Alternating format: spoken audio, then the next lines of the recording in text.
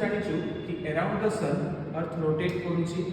आउ आमे एटा भी जानिछु कि दीटा मास मझे गोटे फोर्स थाए से फोर्स रो ना हला ग्रेविटेशनल फोर्स जोटा कि सब बेले अट्रैक्टिव देन क्वेश्चन एटा आसीबो कि सन और अर्थ अट्रैक्ट कोन पय होनांती यार उत्तर हैला आमे जानिछु force is equal to mass into acceleration acceleration माने कोन चेंज इन वेलोसिटी बॉडी रो वेलोसिटी जो अछि जदि तार डायरेक्शन मध्ये चेंज हबो आमे कहि परिबा कि से एक्सेलरेट करूची तो सन जो फोर्स अप्लाई करूची अर्थ ऊपर अर्थ कोन करूची सेही फोर्स को यूज करके तार वेलोसिटी रो डायरेक्शन को चेंज करूची दैट मींस देखो अर्थ रो वेलोसिटी एमिति थिला तार डायरेक्शन एमिति थिला ए पॉइंट रे तार डायरेक्शन चेंज हि हिची ए पॉइंट रे तार डायरेक्शन चेंज हि हिची तो एट ईच पॉइंट अर्थ कोन करूची तार वेलोसिटी रो डायरेक्शन टा चेंज करूची केमिति चेंज करूची सन जो फोर्स अप्लाई करूची एज अ रिजल्ट अर्थ हाउ अट्रैक्ट होनी के से रिवॉल्व करूची थैंक यू।